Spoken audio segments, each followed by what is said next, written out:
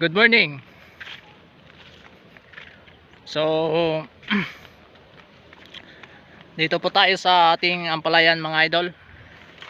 Ay araw ng Lunes. So, ating tinitingnan yung ampalayan natin. Kasi ang napakabilis yung ang pag-akyat ng ating o kumbaga pagdami sa ating ampalaya mga idol.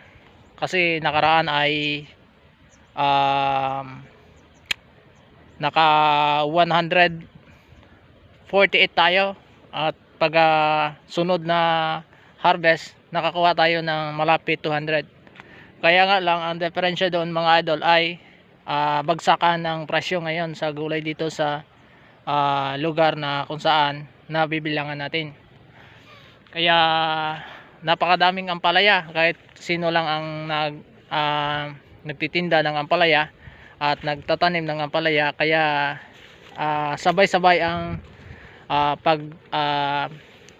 binta ng ampalaya ng mga nagtatanim. Kaya yung bilihan ng ampalaya sa market ay talagang bagsakan. So wala tayong magawa. Ang gawin na natin kahit ay makabawi lamang tayo sa ating mga ginagasto dito sa ating ampalaya, like sa abono, pang pesticide. So marami tayong panggasto dito, kasi napakahalaga yung ampalaya natin mga idol, na kailangan talaga isprehan. Kasi kapag hindi natin na-isprehan yon, dalawang bisis o isang bisis lamang mga idol, pag magsimula na ang mga peste na mga insekto na umaatake sa ating bunga ng ating ampalaya, ay sigurado po maninilaw po yan. At sa isang bisis mo na hindi na-isprehan ay talagang mapapahamak yung ampalaya hanggat sa ilang araw o ilang harvest, hindi ba basta makarecover. Kaya ang gawin po natin, kahit bagsakan tayo ng presyo dito, wala tayong magawa kundi tuloy lang natin. Ang importante na recover tayo, importante na makabawi tayo para pang spray at saka pang abono. Yun lang po mga idol, yung ideya lang natin. Huwag tayong susuko dito sa pagtatanim. Talaga ang buhay, sabihin ko sa inyo, talaga ang buhay ay laging kompetisyanay, wala pong solo dito sa mundong ito. Kaya pag nagsabayan, kailangan natin ay tuloy lang pa rin, ang importante yung mga tanim natin mabili, ang hirap lang doon kapag hindi mabili talaga, So dito sa ating ampalaya mga idol ay siyempre naman yung mga regular buyer natin, hindi pwede po na hindi nila bilhin katulad nitong ampalaya mga idol, kasi ito malaki ang gastos, maliban na lang sa upo, kasi ang upo lang gasto mga idol. Kaya nakita nyo sa nakaraang kong video, na hindi po natin na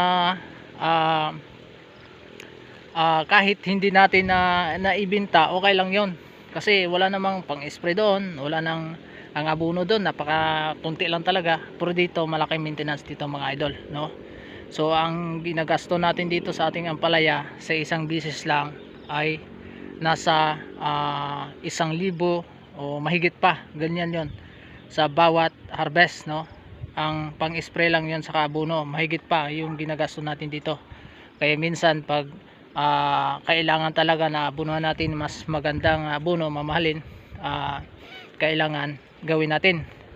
Kaya ang ampalaya ay hindi po pwede na hindi nila bilhin, kahit sa mura na lang na presyohan ay, So ang presyo natin ngayon dito sa ampalaya na to, binibili sa atin ng ating buyer sa 20 pesos per kilo, So napakababa talaga yan, pero